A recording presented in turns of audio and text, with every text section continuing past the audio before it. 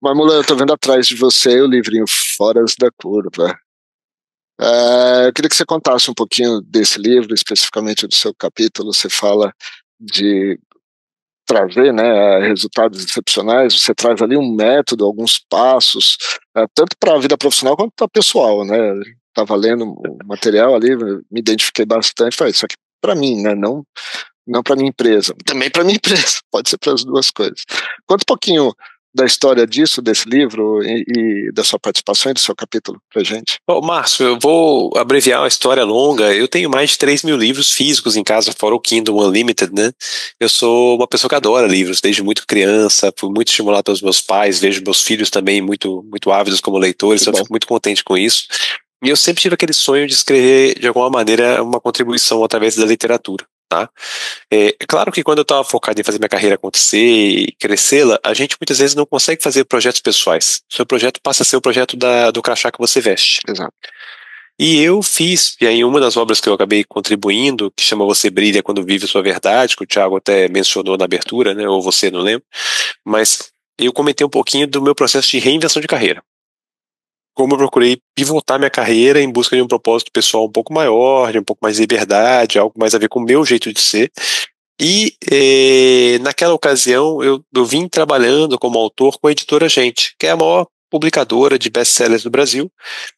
Tenho um carinho enorme pela Roseli Boschini, que é a CEO, pela equipe, que é uma equipe brilhante, com quem eu trabalho bastante, tenho eventos, participo com muita intensidade, e eles apresentaram um projeto de uma obra para alguns autores, que é esse livro que saiu agora, que está aqui atrás de mim, né, que é o Foras da Curva. Nós vamos fazer o lançamento oficial no dia 25 de novembro, é em São Paulo, mas já está lançado, já está à venda, já pode ser adquirido, e eles apresentaram a proposta desse projeto, que é um projeto que o coordenador, que é o Nando, é um cara, pô, super conhecido, enfim, desde a época do Jô Soares, né, teve lá várias vezes, é um cara que realmente faz a diferença na carreira e impacta muita gente de uma maneira positiva e propositiva.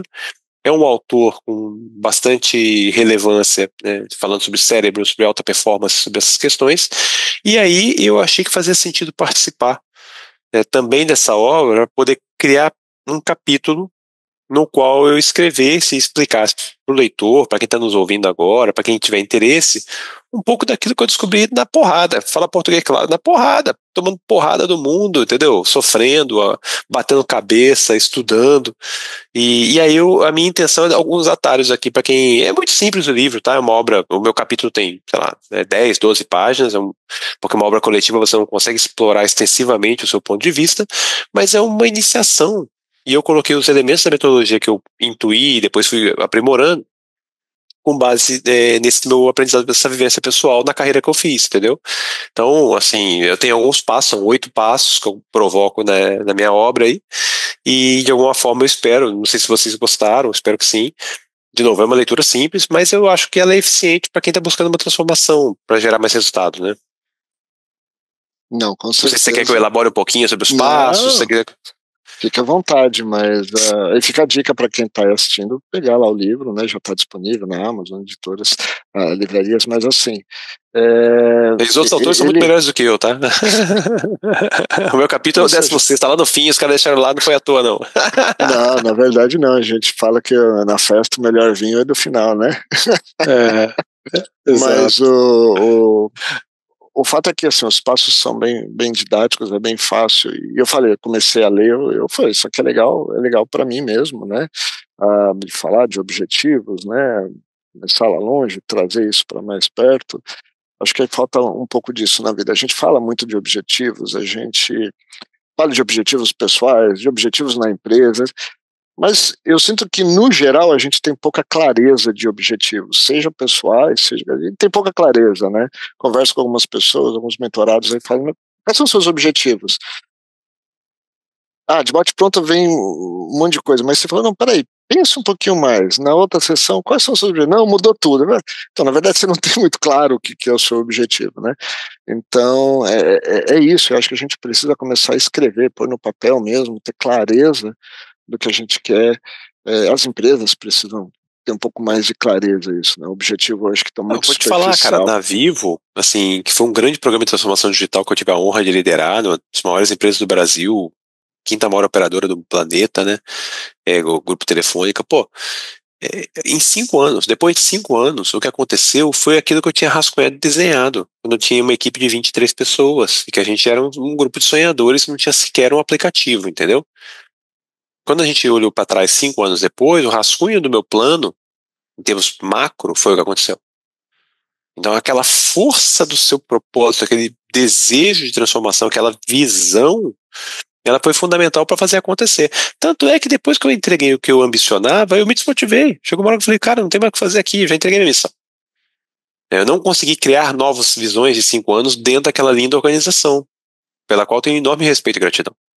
Mas eu não fazia mais parte, porque aí meu sonho de 5 anos era outro, né? Eu coloquei no início do livro, que você está falando isso, eu lembrei, né? O primeiro passo que eu coloco, que muito pouca gente fala sobre isso, é a autorreflexão. É o entendimento do teu propósito pessoal para a mudança, porque você liderar uma transformação numa empresa ou na sua vida, não é trivial, não é para qualquer um. Você sabe como é que você começa, você não sabe onde você vai acabar. Então, se você não tiver como você falou, um propósito, um objetivo muito concreto, não, eu quero isso para minha vida. Pô, eu sou empreendedor em série agora, faço 1 milhão de coisas, vocês comentaram algumas delas aí. Né? Na consultoria tenho clientes incríveis, só grandes empresas, mentoro alguns vice-presidentes, diretores de empresas também grandes, compartilho muito, né? Faço trabalhos sociais, tudo. Cara, foi muito difícil tomar a decisão de, no auge da minha carreira, abandonar o mundo corporativo e resolver dar um passo completamente novo e começar do zero, usando os elementos que eu tinha aprendido e incorporado. Não é trivial. As pessoas, os mesmos caras que, quando eu falei que eu ia fazer isso, falam assim: você tá magoado, daqui a pouco você volta, entendeu? Fica tranquilo.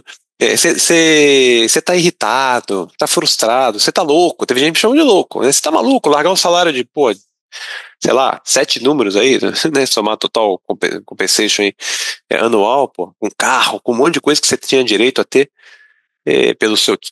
Porque assim, a empresa também não te dá isso de graça, né? A empresa tira a sua vida e te dá isso, né? Fala assim, a vida é minha. O conhecimento vai ser teu se você sobreviver depois e o dinheiro para pagar a conta, né? Mas eu fiz essa troca por muito tempo, até porque vim muito de baixo. Por que que eu tô falando isso? Para quem tá nos ouvindo, ou vendo, é refletir, cara. Porque às vezes é mais fácil ficar onde você tá também. Sim. Então, foi engraçado que assim, os mesmos caras me chamavam de louco, 1 ano depois, vendo minha felicidade, vendo as coisas andando, falavam assim, me diz como você fez, eu também queria fazer. Falei, não é pra qualquer um, faz conta, guarda dinheiro, pensa bem, depende da sua personalidade, depende do seu propósito, depende da sua força de espírito, né? Então, é um pouco disso que eu procuro trazer na obra aí.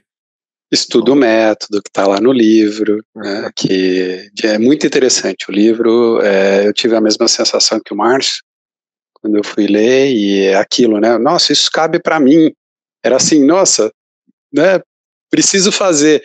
E não só para o profissional, mas também para o pessoal. Então, eu achei muito interessante. Os demais capítulos também vão um pouco nessa linha de um método, né? Então você consegue preencher no livro, né? Você vai respondendo algumas perguntas. É um trabalho, é um livro de trabalho, né? Que você interage. Achei muito interessante a proposta, né? Do Nando. Inclusive, no próprio capítulo do Nando, não querendo me estender, mas eu não vou deixar passar, porque eu acho que eu achei muito interessante, né, que ele vai falar da resiliência, ele vai falar de que tudo passa, né, tudo passa na vida. Eu acho que quando você fala, né, de 25 anos, mais de 25 anos de experiência, tomar uma decisão dessa, também passa pela resiliência de suportar algumas coisas que é o que você falou, nem todo mundo vai estar preparado. Então, o autoconhecimento também é super importante, né? Entendo que se você não se conhece, você não consegue, como eu sempre falo para os meus amigos mais próximos, não tem vento favorável para aquele barco que não sabe para onde quer ir.